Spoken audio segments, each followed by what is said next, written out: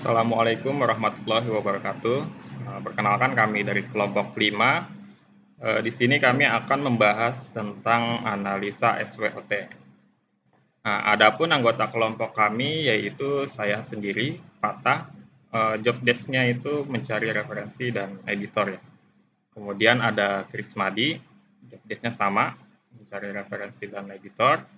Kemudian Putra Perwira, Syarif Hidayat Musa, Hoirul Yoga, Alam Nuryansyah, dan Ciptadi Romadhoni. Job desk kita itu semua sama ya, mencari referensi dan menjadi editornya. Oke, sebelum kita masuk ke pembahasan tentang analisa SWOT, ada hal yang perlu kita ketahui terlebih dahulu. Nah, itu yaitu lingkungan perusahaan. Nah, dalam perusahaan itu kan terdapat lingkungan. Lingkungannya itu yaitu lingkungan internal dan lingkungan eksternal. Nah, berdasarkan dari web kemendikbud.go.id, lingkungan internal itu adalah lingkungan dalam perusahaan yang perlu diidentifikasi kekuatan dan kelemahannya. Sedangkan melalui repositori unicom.ac.id, lingkungan internal adalah segala sesuatu yang berada di sekitar atau di dalam organisasi yang berpengaruh atau mempengaruhi organisasi secara langsung. Nah, contohnya untuk lingkungan internal yaitu seperti SDM-nya atau karyawan pegawai, kemudian sistem organisasi, lalu peraturan-peraturan organisasi tersebut, kepemimpinannya, struktur, dan lain sebagainya. Nah, kemudian untuk lingkungan eksternal, berdasarkan profit.ub.ac.id, lingkungan eksternal adalah semua kejadian di luar perusahaan yang memiliki potensi mempengaruhi perusahaan. Nah, untuk lingkungan eksternal ini itu nggak bisa dikendalikan ya, karena terjadinya di eksternal perusahaan. Nah, berdasarkan ejournal.unsrat.ac.id, lingkungan eksternal itu contohnya terdiri dari kebijakan pemerintah, aspek sosial budaya, dan ekonomi, serta peran lembaga terkait, seperti pemerintah, perguruan tinggi, swasta, dan LSM. Nah, kedua lingkungan tersebut itu dapat mempengaruhi perkembangan bisnis pada suatu perusahaan, sehingga perlu dilakukan analisa untuk merumuskan strategi yang tepat, sehingga bisnis pada suatu perusahaan dapat berjalan dengan baik dan berkembang. Adapun salah satu teknik yang digunakan untuk melakukan analisa tersebut yaitu analisis SWOT. Oke, saya di sini akan menjelaskan definisi SWOT. Analisis SWOT merupakan identifikasi berbagai faktor internal perusahaan dan faktor eksternal yang mempengaruhi potensi bisnis dan daya saing perusahaan secara sistematis dan menyesuaikan atau match di antara faktor tersebut untuk merumuskan strategi perusahaan. SWOT merupakan akronim dari kata kekuatan atau strength, kelemahan atau weakness, peluang atau opportunities, dan ancaman atau threat dalam suatu proyek atau suatu spekulasi bisnis. Keempat faktor itulah yang membentuk akronim SWOT. Pada gambar di samping ini ada dua tabel, yaitu membantu dari dalam yaitu strength, menghambat dari dalam yaitu weakness, terus untuk membantu dari luarnya opportunities, menghambat dari luarnya itu threat. Untuk selanjutnya akan dibacakan oleh rekan saya. Nggak seburuk yang bayangkan. Baik, terima kasih. Sebelumnya, saat ini saya akan membacakan mengenai definisi SWOT, di mana di sini mempunyai dua kekuatan, strength atau weakness. Yang pertama untuk strength adalah merupakan faktor internal dan positif dari perusahaan atau organisasi.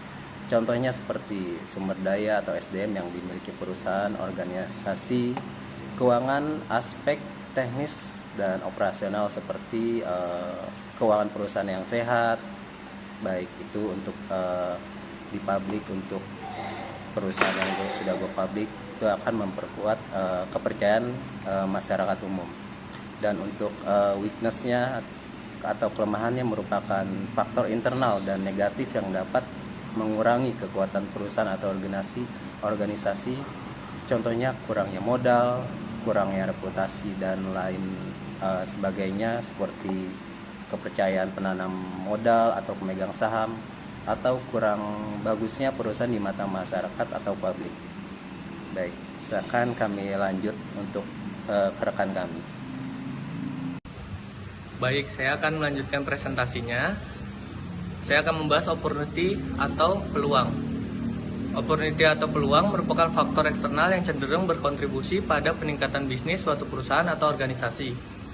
Contohnya, seperti membuat event yang dapat dimanfaatkan untuk menarik minat pelanggan, tren yang akan mendorong pelanggan untuk membeli produk yang dijual, dan lain sebagainya.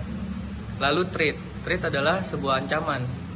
Ancaman merupakan faktor eksternal yang tidak dapat dikendalikan perusahaan atau organisasi. Contohnya, pesaing potensial, harga, dan ketersediaan bahan baku, serta daya beli pelanggan di dalam suatu perusahaan kita. Selanjutnya akan dibacakan oleh rekan saya. Bismillah, Assalamualaikum warahmatullahi wabarakatuh. Saya Cipta Ramadhani 11220128 ingin membawakan presentasi tentang metrik SWOT. Metrik SWOT adalah alat analisis bisnis yang dapat membantu kita memahami kekuatan, kelemahan, peluang, dan ancaman dalam lingkungan sebuah bisnis. Dengan menggunakan metrik SWOT ini, kita dapat menggambarkan keadaan bisnis secara visual, memahami faktor yang dapat mempengaruhi bisnis kita, serta merencanakan strategi yang tepat untuk mencapai tujuan bisnis kita. Ada 4 strategi yang bisa kita gunakan di dalam metrik SWOT ini. Yang pertama adalah strategi SO, yaitu strategi yang menggunakan kekuatan untuk memanfaatkan peluang. Strategi pertumbuhan agresif. Kemudian di metrik yang kedua adalah strategi WO, yaitu strategi yang meminimalkan kelemahan untuk memanfaatkan peluang, atau disebut sebagai strategi diversifikasi produk dan pasar. Dan yang ketiga adalah strategi ST, strategi yang menggunakan kekuatan untuk mengatasi ancaman. Dan yang terakhir adalah strategi WT, yaitu strategi yang meminimalkan kelemahan dan menghindari ancaman, atau disebut sebagai strategi defensif. Demikianlah 4 metrik SWOT yang bisa saya sampaikan. Terima kasih. Assalamualaikum warahmatullahi wabarakatuh. Oke, selanjutnya saya akan bahas keuntungan dan kekurangan dari SWOT atau SWOT. Di sini untuk manfaat SWOT sendiri ada 6 poin. Yang pertama, dapat diterapkan pada situasi apapun, di mana komposisi analisis SWOT sangat sederhana, jadi dapat diterapkan pada perusahaan jenis apapun. Analisis SWOT bahkan bisa digunakan oleh organisasi apapun, tidak hanya pada bisnis, tapi juga dapat digunakan pada situasi, dan jika ingin menginisiasi strategi bisa melakukan analisis ini. Kemudian poin yang kedua yaitu satu metode untuk menghadirkan 4 aspek. Artinya ada banyak alat atau metode evaluasi lain di luar sana, namun kebanyakan hanya dapat menilai satu aspek saja dalam satu waktu. Berbeda dengan yang lain, analisis SWOT dapat langsung mendalami aspek bisnis sekaligus. Dengan demikian, kamu akan mendapatkan gambaran kondisi keseluruhan pada satu waktu. Kemudian poin ketiga, integrasi data secara komprehensif. Ada banyak hal yang perlu dikerjakan ketika membuat analisis SWOT. Namun, untuk menyediakan datanya bisa melalui metode kuantitatif dan kualitatif. Kombinasi data ini dapat meningkatkan perencanaan dan meningkatkan komunikasi. Selain itu dapat mengarahkan pada pengambilan keputusan yang lebih baik pula. Poin keempat, berbiaya rendah. Manfaat analisis SWOT ini sangat sederhana. Kamu tidak perlu mengeluarkan banyak biaya untuk melakukannya. Tidak perlu menggunakan perangkat lunak di komputer, bahkan tidak perlu membayar konsultan untuk memberikan nasihat. Hal yang perlu dilakukan hanyalah menyiapkan Excel dan waktu untuk mengisi analisis SWOT ini. Yang kelima yaitu sederhana. Dari awal kita membahas analisis SWOT, kata kunci ini selalu muncul. Memang itulah manfaat analisis SWOT yang utama. Tidak perlu ada pelatihan atau keterampilan teknis untuk menyelesaikan analisis ini, karena siapapun dapat melakukannya. Kemudian poin yang keenam, membantu bisnis menentukan strategi. Ketika sudah mengetahui kondisi perusahaan dari 4 aspek dalam analisis SWOT, kita bisa merancang strategi dari situ dan menemukan peluang untuk mendapatkan keuntungan atau mencegah pesaing baru yang memasuki pasar. Analisis SWOT juga memungkinkan membuat rencana untuk memaksimalkan kekuatan atau mengelola ancaman dan kelemahan.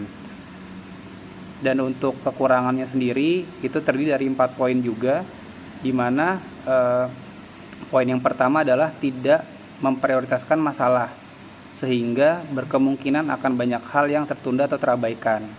Kemudian kekurangan yang kedua yaitu tidak memberikan solusi atau menawarkan keputusan alternatif. Yang kekurangan analisis ketiga yaitu meski membantu dan menganalisis banyak ide, tetapi tidak membantu Anda memilih mana yang terbaik.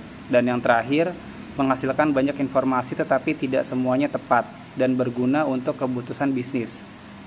Cukup sekian untuk analisis keuangan dan kekurangannya. Sekian.